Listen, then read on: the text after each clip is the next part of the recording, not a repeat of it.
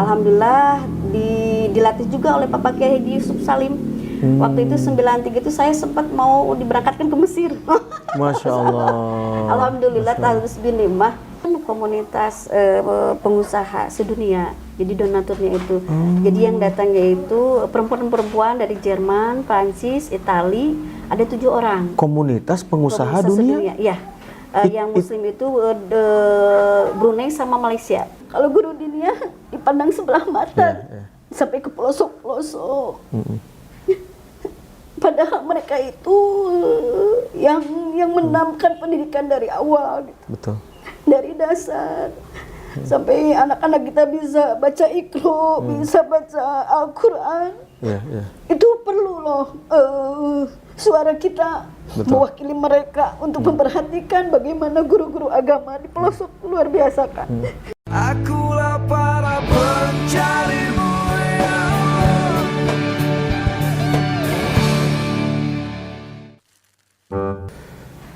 Assalamualaikum warahmatullahi wabarakatuh. Alhamdulillahirabbil alamin.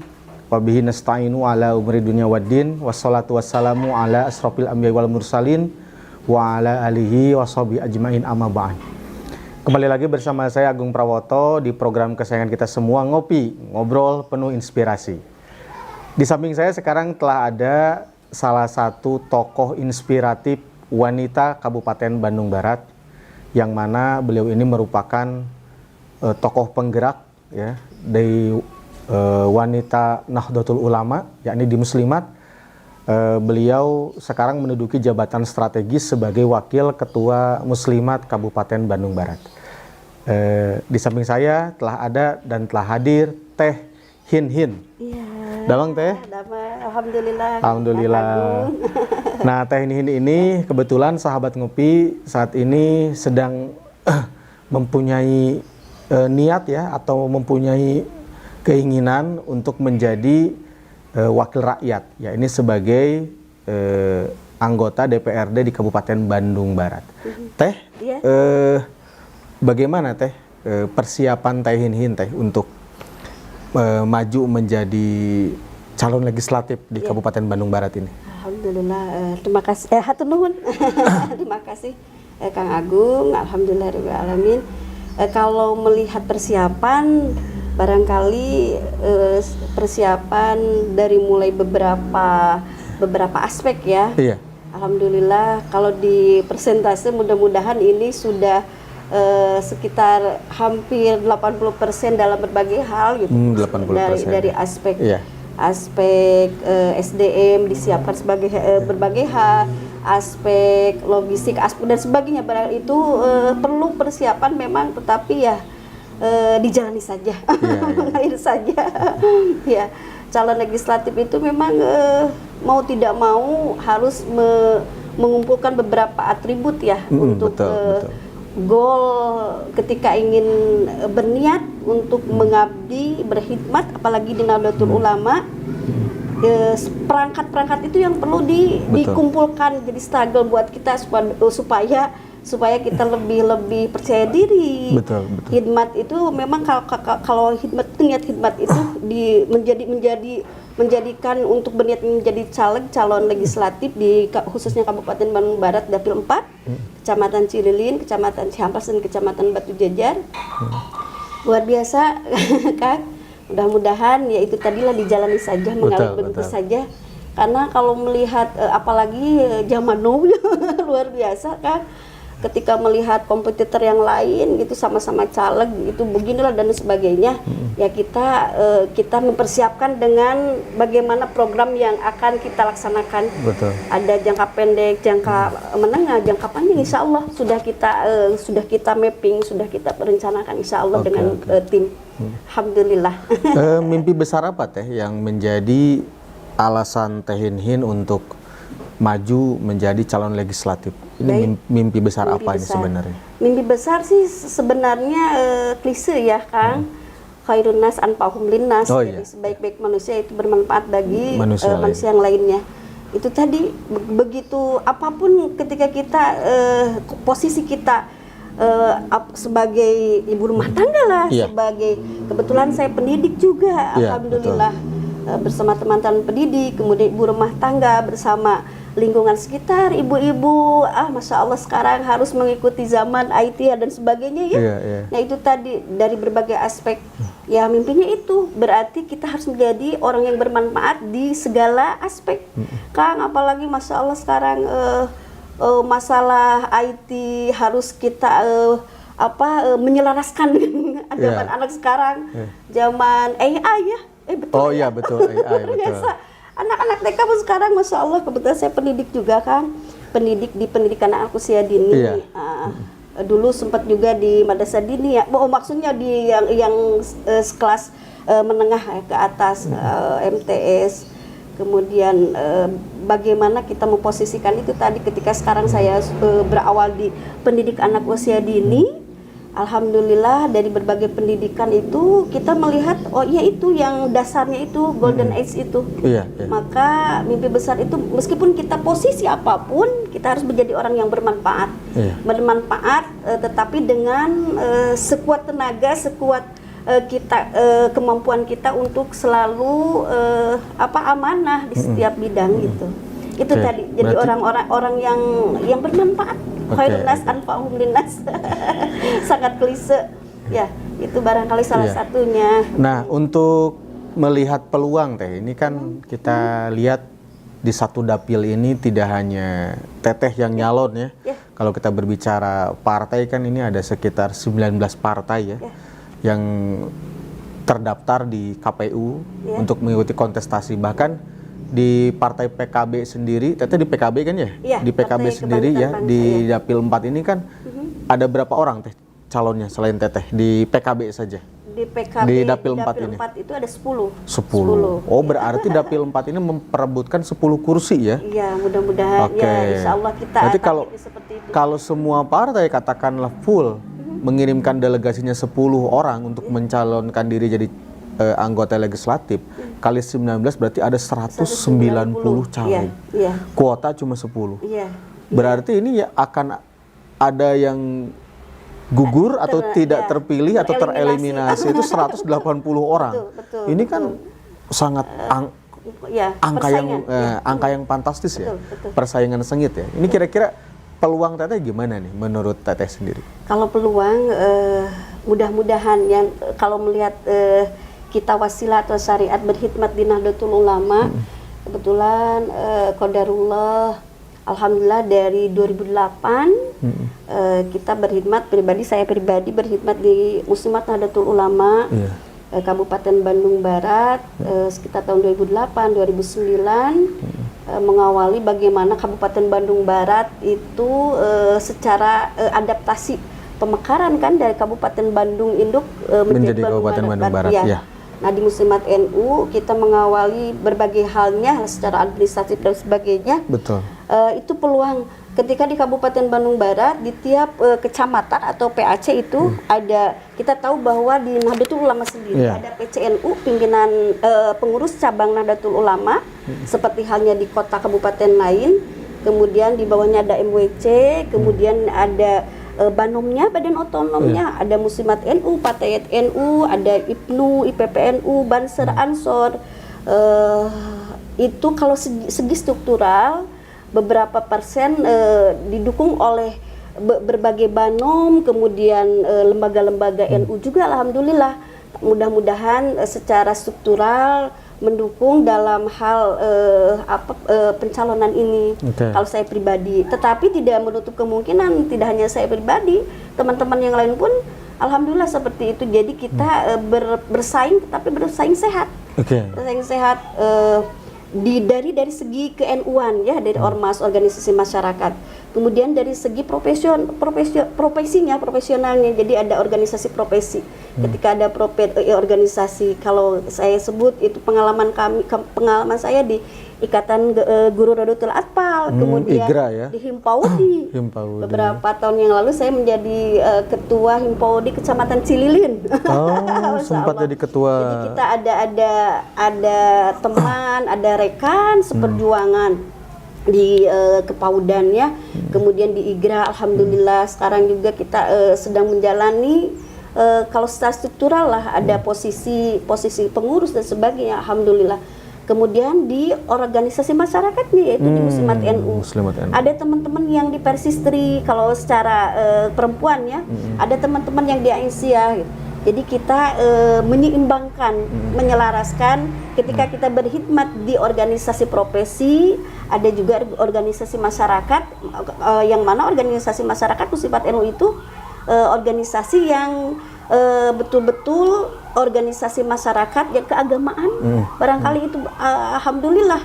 Jadi sedikitnya ada ada siraman rohani dari segi spiritualnya, alhamdulillah. Betul. Di samping kita berkhidmat di organisasi yang lain, yang the finalnya itu di organisasi masyarakat yaitu NU Nahdlatul Ulama itu. Peluangnya insya Allah teman-teman yang dari PAUD-nya, dari RA-nya, kemudian IGTKI juga teman-teman insya Allah mudah-mudahan menjadi sebuah kekuatan power buat betul-betul saya percaya diri loh untuk menjadi seorang calon legislatif itu. Mudah-mudahan amin, dengan amin. sekuat tenaga, dengan tim yang sangat luar biasa ini, ya Allah, ya itu tadi ada optimisme, ada harapan lah, ada harapan, insya Allah. Tapi ketika kita tidak sesuai dengan realistis, beberapa hari yang lalu kan ada ada hal-hal negatif yang tidak bisa kita terima dengan kompetitor dan sebagainya ya, tapi nggak apa-apa. Kita berjalan saja, itu mengalir saja. Insya Allah. Nah ini saya pengen flashback nih Teh. Ini kan tadi kan sudah kita bahas perihal Teteh mau nyalon ya di DPRD. Kita pengen flashback nih. Teteh itu backgroundnya apa sih? Backgroundnya tadi kan sudah dibahas sedikit ya, guru gitu ya. Nah bisa dijelaskan Teh, maksudnya background secara pendidikan dulu apa gitu kan, kuliah di mana, kemudian berkarir sebagai apa gitu kan, sehingga punya kepercayaan diri untuk menjadi seorang calon legislatif gitu. Alhamdulillah. Tasakur bin Nikmah ya, saya tuh lahir di Cililin. Asli berarti ya, orang Cililin. Orang tua. Tapi ibu, mama itu dari Pleret Purwakarta, pesantren Al-Mutahar, Legok Pleret. Kalau bapak dari Cililin asli. Alhamdulillah ketika setelah SD di Cililin langsung dimasukkan ke pondok pesantren, salah satu pondok pesantren di daerah Ciparai, Baitul Arqam. Sanawiyah 3 tahun, aliyah 6 tahun. 3 tahun jadi 6 tahun di Baitul Arqam. Tahun berapa itu waktu di Baitul Arqam? Tahun 93 Sanawiyah MTS, 93 96 MA Madrasah Aliyah. Berarti waktu itu pimpinannya Mama Kiai Haji Ali Imron. Kiai Ali Imron, kebetulan saya di asrama Kubatul Khodro, ya di asrama Pak Kiai Haji Ali Imron. Alhamdulillah dilatih juga oleh Pak Kiai Haji Yusuf Salim. Waktu itu 93 itu saya sempat mau diberangkatkan ke Mesir. Masya Allah. Alhamdulillah tahun bin Nimah juara umum waktu itu. Tapi juara umum apa? Di Aliyah. Ranking ya. Ranking 1. Dan akhirnya sudah direkomendasikan 2 orang dengan teman saya Heri waktu itu, orang Ciroyom. Tapi karena satu dan lain hal tidak jadi, kalau tidak saya Mesir atau Kuwait ya waktu itu. Iya, Timur Tengah lah ya. Timur Tengah, iya. Tapi satu dan lain hal tidak jadi, itu oleh almarhum almarhumlah Kiai Haji Yusuf Salim Pakih. Beliau adiknya Bapak Kiai Haji Ali Imron. Dari Aliyah perjalanan waktu, tadinya saya mau ingin jadi seorang tahfidz Quran. Penghafal Al-Quran, Masya Allah. Tapi karena satu dan lain hal, ayah orang tua itu masukkan kami karena arahan dari Bapak Kiai Yusuf Salim Pakih almarhum, masuk ke pesantren Al-Fadiliyah Ciamis. Setelah SMA itu? Ya, setelah aliyah itu. Kuliah lagi? Pesantren lagi? Sebentar itu, dalam kurun waktu 1 tahun ya. Cibenying ya? Ya, Cibenying Kota Bandung? Al-Fadiliyah Ciamis. Ciamis. Ya, Cibenying ya. Cibenying. Iya. Nah setelah itu 1 tahun langsung, setahun itu tidak penuh di Ciamis, tapi ke Mande Al-Mukhtariyah Mande sempat di Cihamplas. Almarhumah Mama Hajah Sofiah. Itu yang tadi yang di Cibenying itu program pesantren biasa apa tahfidz Tahfiz Quran tadi? Biasa. Oh, biasa. Kitab. Ya, Terus yang sama fikih. ke Mande juga sama kitab Kemana lagi. juga fikih ya. Sempat saya sendiri cari pesantren sampai ke almarhum Mama Kiai Ahya Babu Salam. Oke. Ke sana kemarin selama setahun. Kebetulan ada Uwa, kakak ipar Mama di dosen UIN. UIN ya, yang Sunan Gunung Jati Iya, kalau dulu Sunan mah ya. Gunung Jati, Masuk iya. ke UIN jurusan tafsir hadis. Tafsir hadis, Fakultas Usuluddin ya. Oh, emang gelarnya dulu STHI. STHI. Sarjana ya. Teologi Islam. Oh, oke. Pak Samu, saudara Oke, dari oke. Mama Asep Saipul tadi. Terus Bapak Wawan Sofwan, alhamdulillah beliau yang mengarahkan ya, sama orang tua juga mengizinkan.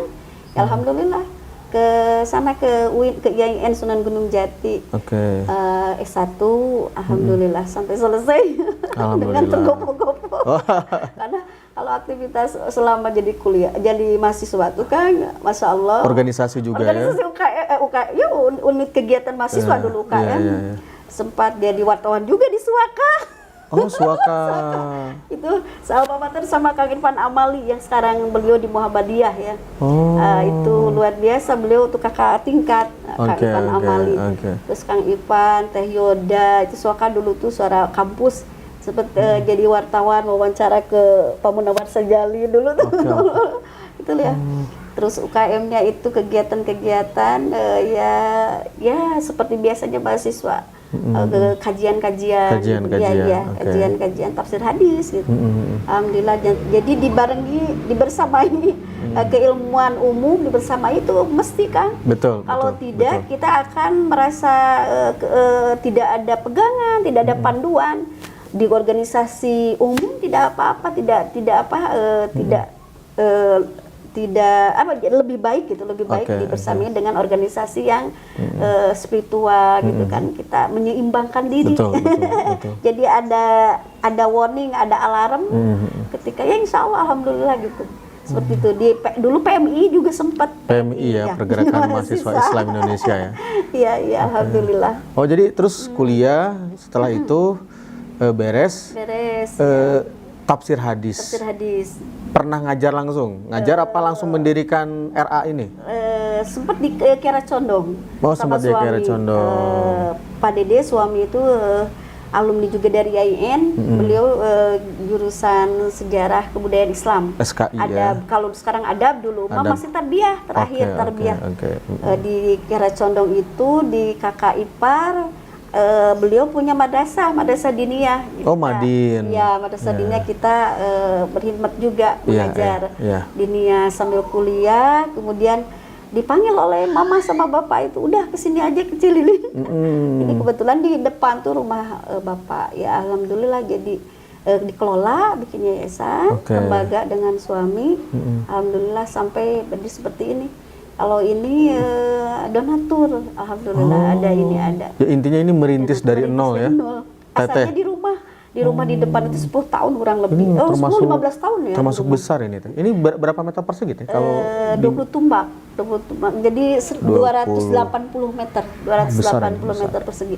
Di rumah itu sampai kamar itu dibobok jadi kelas. Untuk jadi kelas. Tahun berapa dulu berarti awal? Tahun 2001, 2002. Di depan di rumah sana. 22 tahunan ya. Tapi masih non formal. Belum ada yang formal RA ini. Kalau RA itu formalnya itu tahun 2005. 2002, 2001, 2002 tuh di depan di rumah sambil berjalan. 2005 masih di depan. Pertama kali ada RA, ada TK itu Al-Furqon di Desa Karangtanjung ini, sampai sempat sama salah satu aparat pemerintahnya itu minta tanda tangan, nggak dikasih. Kenapa? Alasannya apa? TK mang mual tepayu kayak gitu lah. Ada bahasa-bahasa itu ya, nggak akan laku lah TK di kampung. Kecuali di kota ya. Ya, jadi gitu ada image-nya. Tapi bismillah nggak apa-apa.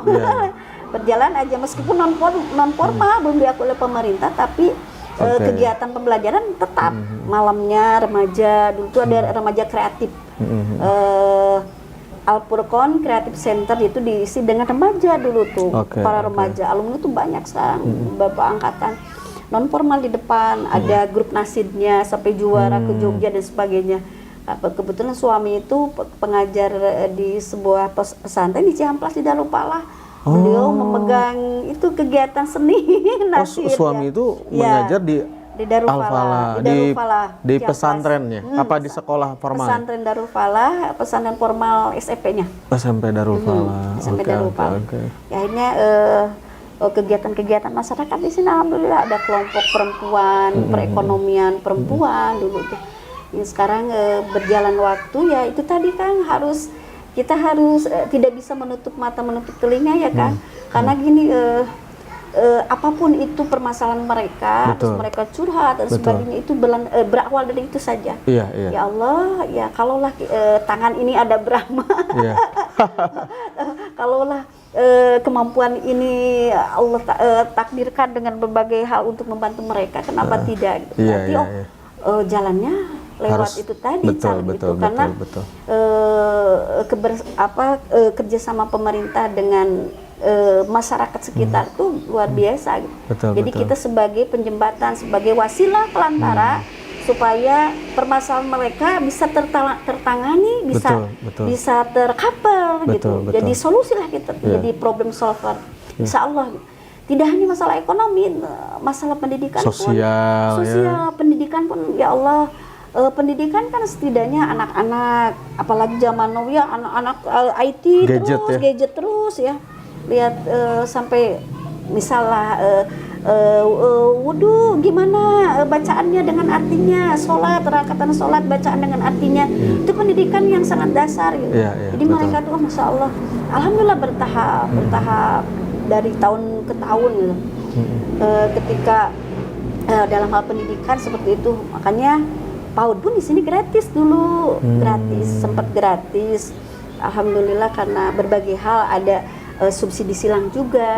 Jadi ada anak-anak yatim du'afa masuk ke lembaga kita subsidi dengan beberapa donatur kita subsidi. Kemudian dalam hal sosial itu kan dulu masya Allah perkelahian remaja, anak remaja. Alhamdulillah kita sebagai pemerhati ya sedikitnya mengasih arahan ke anak-anak remaja, ada kumpulan di sini dulu. Sekarang juga ada ketika ada turnamen sepak bola, ada alumni di sini yang mendirikan base camp atau komunitas sepak bola anak. Jadi disalurkan, diarahkan. Sekolah sepak bola mungkin. Sekolah sepak bola itu alumni ada di sini namanya Anden. Jadi dia tuh mendirikan itu komunitas anak-anak. Kadang sebulan sekali di sini. Jadi tapi dengan diingatkan mereka ya, kalau waktu sholat ya alhamdulillah. Itu pembelajarannya. Harus seperti itu. Kalau tidak dari kita siapa lagi gitu. Apalagi anak-anak yang dilantarkan oleh orang tuanya, kurang kasih sayang gitu. Mereka lari-lari kemana ke sana, akhirnya ditampung komunitas ini. Kemudian ada dari perekonomian pun itu berbagai hal ya. Misalkan dari kaum laki-lakinya itu kan ada sebuah program peternakan, pertanian. Alhamdulillah pelan-pelan gitu ada sebuah komunitas kelompok petani dan sebagainya. Tapi itu dulu belum begitu berjalan lah, berjalan lancar. Sudah ada komunitas yang dibentuk. Jadi itulah di berbagai kita harus siap di berbagai hal, di berbagai aspek. Kalau tidak ya siapa lagi itu.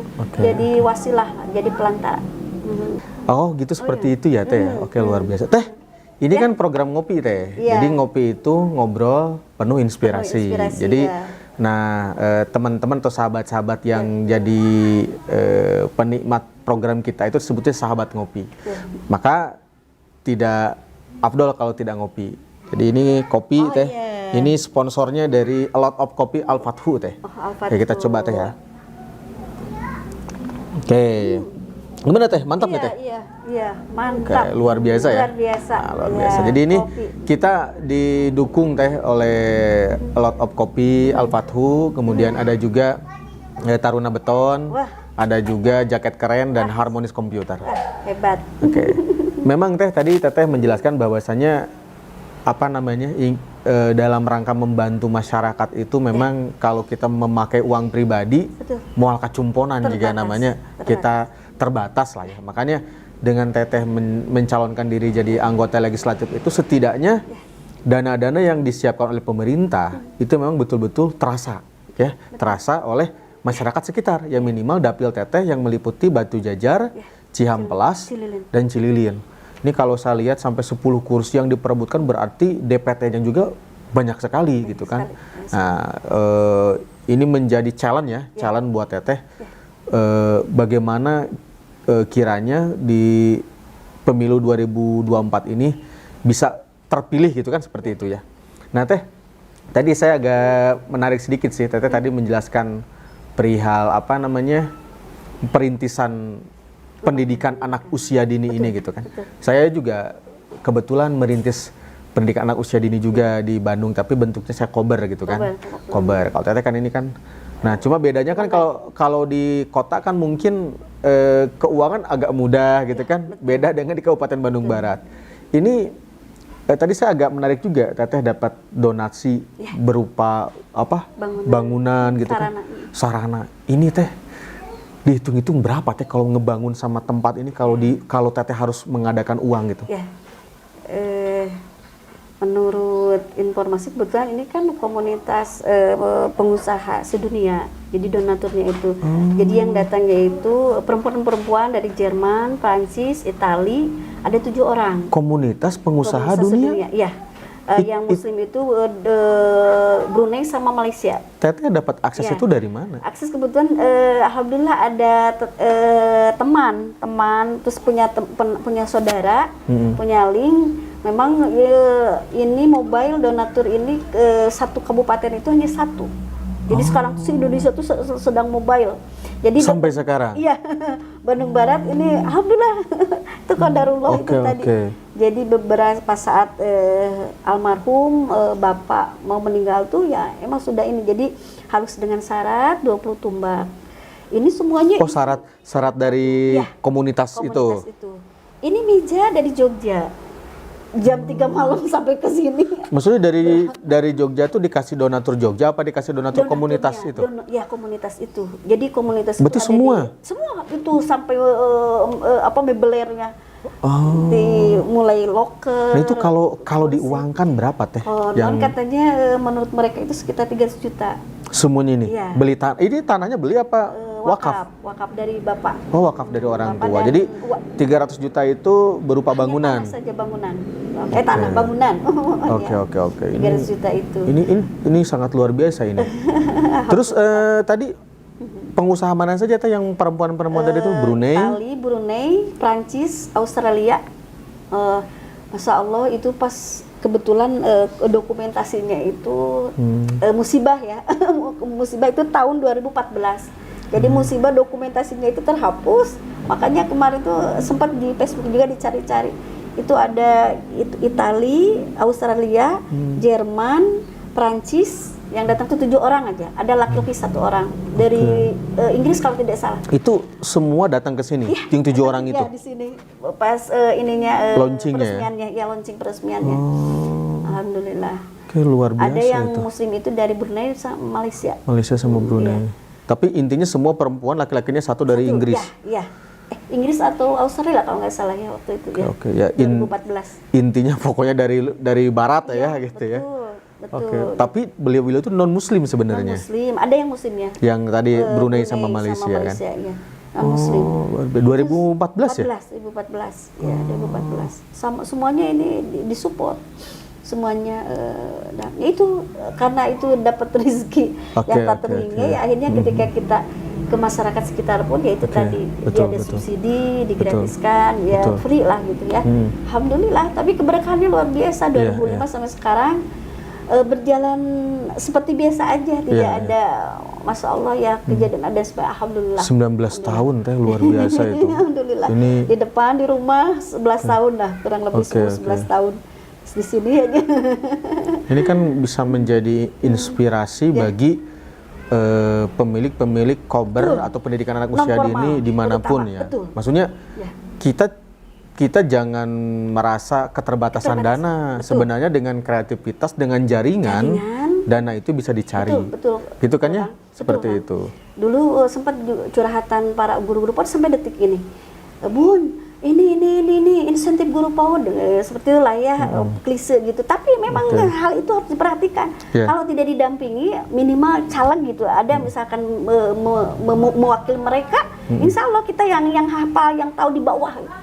Sampai satu saat ada yang wawancara dari UPI ya, mahasiswa di sini S2 tentang madrasah diniyah bagaimana. Itu kan berkesinambungan antara PAUD, kemudian RA juga, dari PAUD lanjut ke diniyah. Kan kalau pendidikan agama itu diniyah harus itu dasar, lanjutan dari PAUD, dari pendidikan anak usia dini formal atau non formal.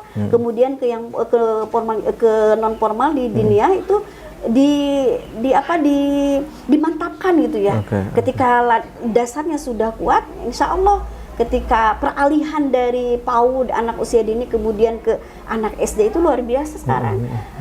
Ya Allah, ya itu tadi Kang, makanya pokoknya seluruh guru-guru atau pendidik PAUD, baik itu yang formal atau non formal. Kalau formal itu RA dan TK, kalau non formalnya itu kober, ada SPS. Sekarang tuh banyak SPS juga. Sama kayak kita formal, mereka itu menjerit, gimana ini regulasi dari pemerintah kebijakannya. Ketika kita sama-sama sekolah, masuk sekolah kayak guru RA, kayak guru TK, tapi perhatiannya kan beda. Iya. Itu harus diperjuangkan loh. Karena non formal. Non formal, iya. Maka siapa lagi yang tahu itu kan kita juga. Makanya harus ada ada dukungan lah. Ketika ada yang mewakili di calon legislatif, setidaknya aspirasi itu tersampaikan. Betul. Sangat Kang, ini sekarang juga sampai ada yang curhat gini, Bunda, aku satu bulannya 50.000, Bun, 6 bulan saja itu ketika ada rezeki ya, misalkan ada bantuan dari pemerintah, alhamdulillah kan sekarang ada BOP ya. Tapi kan alhamdulillah disyukuri saja, sedikit pun. Bun, ini 6 bulan dapat segini loh, gitu. Ya Allah itu. Terus apalagi kalau guru diniyah, maaf. Ya nggak apa-apa. Kalau guru diniyah dipandang sebelah mata, sampai ke pelosok-pelosok. Padahal mereka itu yang menanamkan pendidikan dari awal, gitu. Betul. Dari dasar. Sampai anak-anak kita bisa baca Iqra, bisa baca Al-Quran. Itu perlu loh suara kita mewakili mereka untuk memperhatikan bagaimana guru-guru agama di pelosok luar biasa kan. Seperti kalau di Bandung Barat itu ada Rongga, Gunung Halu. Kalau kecamatan mau rapat ke kecamatan saja jauh ya. Sampai ada yang 60.000, ada yang 100.000, mohon maaf. Apa biayanya? Iya, untuk naik ojek karena jauh dan sebagainya. Ojek dan sebagainya.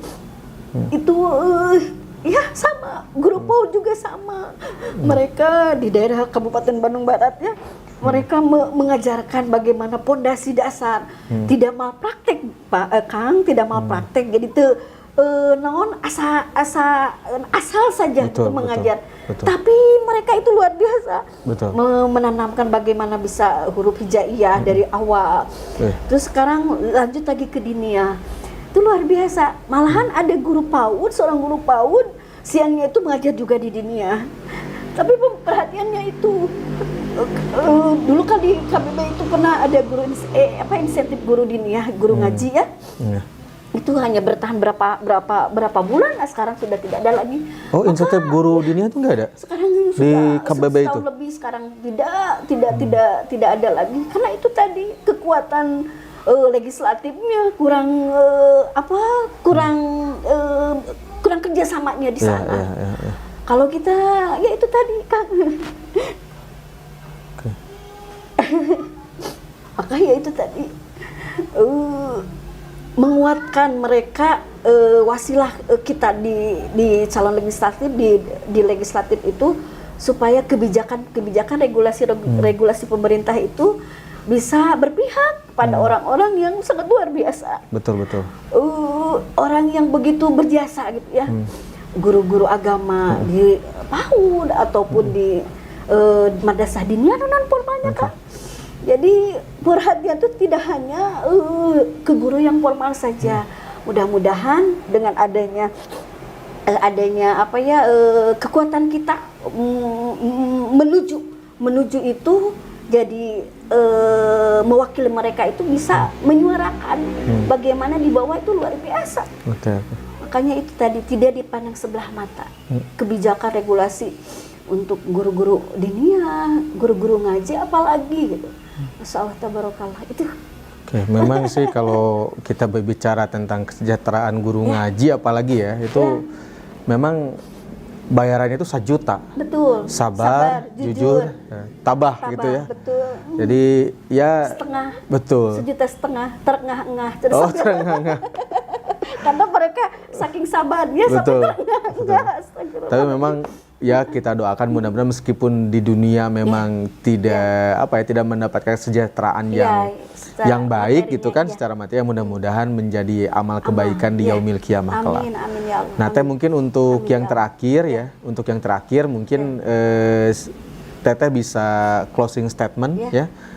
Apa ada pesan yang mau disampaikan atau mau mengajak untuk masyarakat konstituen di Dapil 4 untuk bisa mendukung Teteh di calon legislatif, boleh silakan. Ya, terima kasih Kang Agung dan tim, ada Kang Ali, alhamdulillah.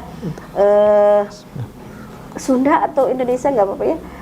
Wargi-wargi, saudara-saudara, alhamdulillah rekan-rekan sepupunya, para alim ulama juga mohon maaf, para alim ulama, para guru-guru kami, mohon doanya dan dukungannya untuk menghantarkan saya sebagai calon legislatif dari Partai PKB, Partai Kebangkitan Bangsa di Dapil 4, Kecamatan Cililin, Kecamatan Cihamplas, Kecamatan Batu Jajar.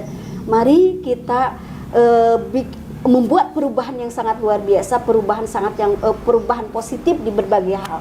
Itu saja barangkali, karena kita menjadi lebih baik lagi, akan lebih baik kalau menjadi orang yang beruntung kalau kita lebih baik dari hari kemarin. Makana yaumuhu khairum min amsihi fahuwa robihun. Barang siapa yang orang yang lebih baik hari ini daripada hari kemarin, maka mereka adalah orang-orang yang sangat beruntung. Berubah untuk lebih baik lagi. Terima kasih Kang Agung. Tadi lupa Teh, nomor berapa Teh? Apanya? Nomor 4. Mohon maaf, Dapil 4 nomor 6. Partai PKB, Partai Kebangkitan Bangsa, Dapil 4, Cililin, Cihamplas, Batu Jajar, nomor 6. Nama lengkapnya Teh? Hinhin Hindayani, STHI. Terima kasih. Jazakumullah ahsanal jaza. Oke, baik sahabat Ngopi ya. Ini sangat luar biasa nih. Saya udah disebut Ngopi ini sudah beberapa episode Teh. Ya mungkin sudah beberapa episode, tapi ini baru sekarang ini ada narasumber yang sampai menitikkan air mata ya, karena ingin memperjuangkan kesejahteraan sesamanya, terutama yakni guru ngaji dan guru-guru PAUD.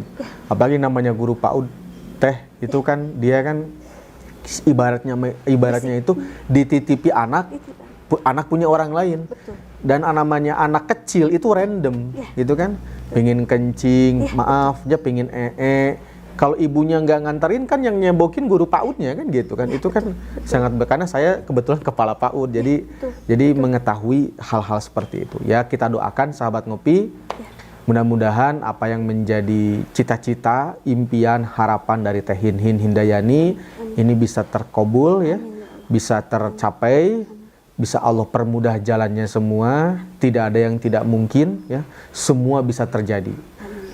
Mudah-mudahan Allah Subhanahu wa taala memberikan yang terbaik untuk Teh Hinhin Hindayani. Itu mungkin sahabat Ngopi semua, terima kasih telah menonton Ngopi episode kali ini dengan tokoh inspiratif Kabupaten Bandung Barat, Teh Hinhin Hindayani. Oke. Sahabat-sahabat Kopi semua, yang terakhir Teh nih, ini kan pilpres ya, sedang panas ya. Nah ini kira-kira pilihan Teteh yang mana nih ya? 01, 02, 04, 03. Stop. Jangan dijawab teh. Nanti jauh di bilik suara tanggal 14 Februari 2024. Oke. Sekian walafu minkum wallahul muwafiq illa aqwamit thoriq. Wassalamualaikum warahmatullahi wabarakatuh. Waalaikumsalam warahmatullahi wabarakatuh.